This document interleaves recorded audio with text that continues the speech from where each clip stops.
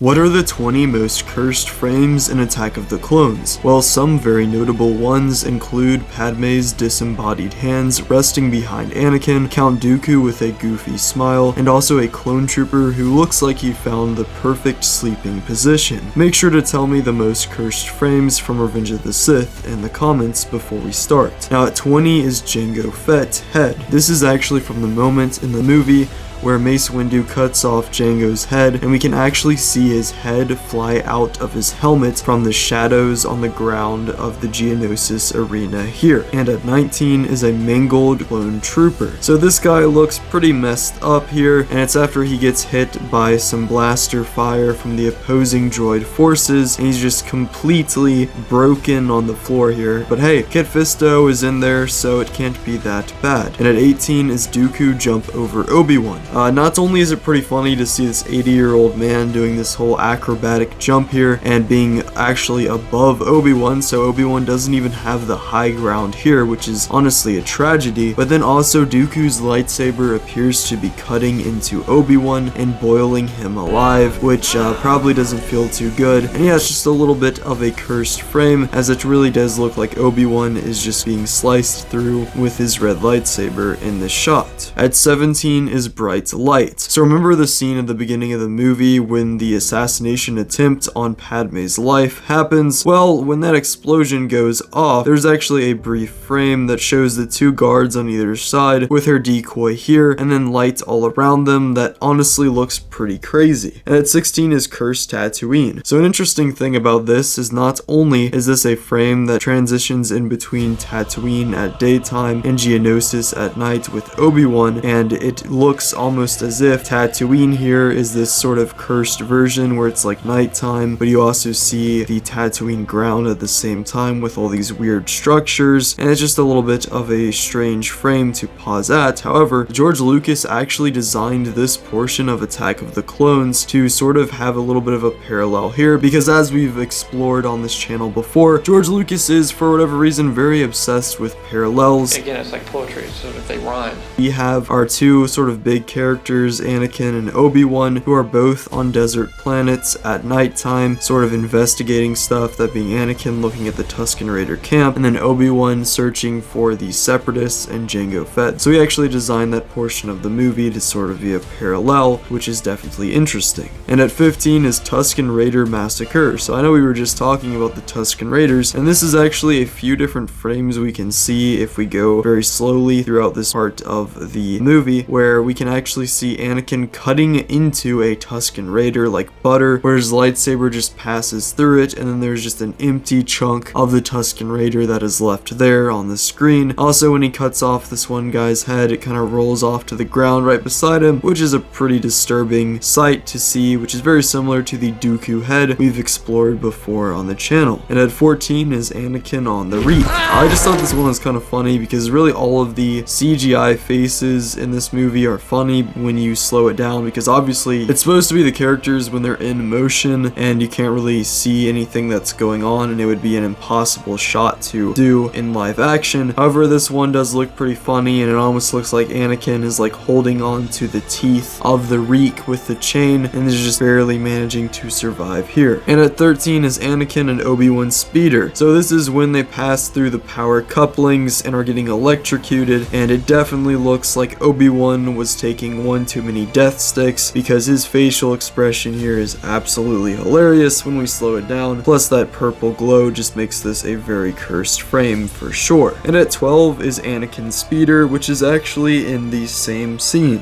And this is when Anakin first goes over to save Obi-Wan from his plunge into the Coruscant cityscape below, and we actually see his face being distorted in the glass here on his yellow speeder that he chose because he had to find one that he liked. I couldn't find a speeder that I really like. We just see this very distorted face of Anakin that you definitely don't notice while watching it in full speed, but when you slow it down or pause the movie, it definitely looks pretty goofy, I must say. And at 11 is Zam Wessell Jumpscare. To me, this was one of the creepiest moments in all of Star Wars as a kid, and just seeing Zam Wessell quickly turn from human to this terrifying Plaudite true form here, it almost felt like a jump scare back then, and it honestly still does today. So yeah, that's just a very creepy frame that I've never really liked too much. And at 10 is Dooku Goes to Cut Anakin. Christopher Lee, Sir Christopher Lee for that matter, is a great actor. There is no denying that. And his performance in this movie, despite the fact that Count Dooku has such little screen time, is actually really good, and he makes the character even more interesting than he would have been on paper. However, he definitely has some pretty funny facial expressions during the fight scenes where, you know, we could arguably admit that Christopher Lee probably didn't need to be doing all of these extreme movements at his age here, but his dedication allowed him to do so anyway. And yes, I know obviously most of the scene is a stuntman, the same guy that was in Revenge of the Sith, I believe. However, it is just pretty funny to see this face. It almost feels like Dooku is trolling Anakin here and just playing around with him pretty much. And at 9 is Coleman Trebor shot. Now, just like Yarl Poof in The Phantom Menace, we can agree that Coleman Trebor is one of the best and most well-written characters in all of Star Wars. However, this right here is truly tragic because not only was he shot and killed immediately after his heroic act of trying to take out Count Dooku at the first conflict of the Clone War, but also, according to this frame right here, he's literally hit directly in the face, and yeah, that's pretty brutal, bro. He just had a big ol' hole in his face with like smoke coming out probably as he's falling down here, which I didn't realize it was that brutal, but it would appear to be so. And at 8 is Obi-Wan Falling. This is one of many Obi-Wan CGI faces that we need to look over in the top 10 of this video, and I just found this one funny because Obi-Wan's sort of falling to his death here with this extremely low poly CGI face where literally all you can make out is his eyes and the fact that he has skin and hair. That's about it. That's about as much detail that they were willing to put into this here, which, I mean, you know, you gotta make the movie and you're not really expecting some idiot 25 years later to pause the movie and talk about, oh wait, huh. At 7 is Explosion. This is the same scene we mentioned earlier with the assassination attempt on Padme. However, this one is arguably even more funny because we see the guards here are just about to get utterly roasted, just like Anakin in a movie and a half from this. And yeah, no, there's really no hope for them, and they might as well just like, yeah, they chose a pretty bad job, I think we can agree. Maybe not as bad as the Gamorrean guards. I mean, they get pretty messed up. They just get force choked and thrown into the Rancor pit. I mean, like, no one cares about them, bro. Like, we need some sympathy for the Gamorrean guards, I think. And at 6 is Mace Windu Smile. This is when he is giving orders to clone troopers on one of the LAAT gunships. We have this very funny frame of Samuel L. Jackson where he is smiling here, it would appear, but really not in the most appropriate situation, I think we could agree. But real quick, here's the Christian advice of this video. If you want to get back to the main video, you can skip to this time right here. And today I actually wanted to talk about sort of relationships in the sense that God will take people out of your life that are not meant for your life, and also God knows who you're supposed to be with, and if there's someone you should marry, then it's going to be from God. I think that a lot of us, including myself, definitely have fallen into the trap where we, you know, love someone, and then when we can't be with them or it doesn't work out or whatever happens there, and then we get stuck on it and can't let it go. But we really, as sometimes impossible as it may seem, have to accept the mindset that God will take out from your life whatever is not meant for you. And you have to just trust that the person that God wants you to be with, if there is a person, will be there in time, and you just have to trust in God. So, you know, don't become... You know, you should definitely, I think loving people is very important. Compassion, which I would define as unconditional love, is central to a Jedi's life. And so you might say that we are encouraged to love. I've changed so much. But you shouldn't become depressed because of something like that, because you have to understand that it is for the greater good and there is purpose to it. Before we get back to the video, I just wanted to say consider checking out the winter merch drop, because we're about to go into the spring merch, and this is just, you know, last few weeks that will be available. Also, album of the week, we already did. Yeah, I upload normal videos every Friday at 5 o'clock p.m. Eastern Standard Time. Also shorts every single day.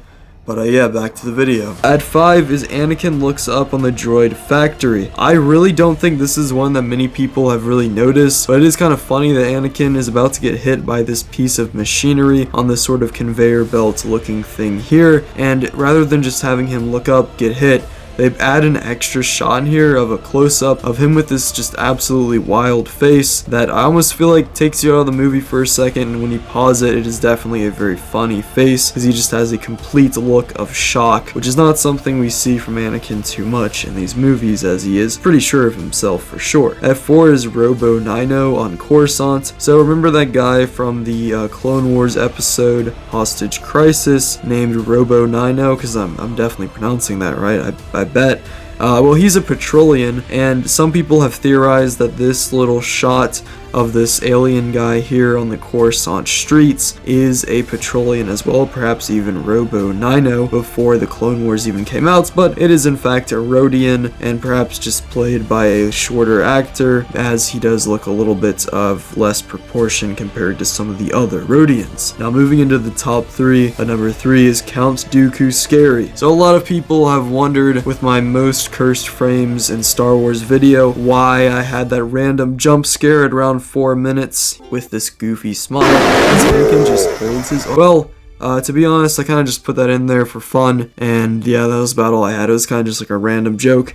But this was the frame on there that I didn't even really talk about, but I want to go into more here, as Count Dooku is crouching down about to jump at Yoda, and he looks like some sort of demonic figure here that is just giving me bad vibes all around, and yeah, I don't really like it too much, so definitely don't pause there. At number 2 is Obi-Wan CGI. Oh, not good. So the weird thing about this is I can't get too mad at them here, because really, when you're watching the movie, you do not notice this. I mean, it's in really fast motion and it works for what needs to be done. However, when you pause it, it is like right in your face. It's this Obi-Wan that looks like PlayStation 2 graphics, and it's just like, wow. Again, not getting mad at them, like it makes sense because you don't see it in the movie when it's moving. It is right there in your face if you do pause it.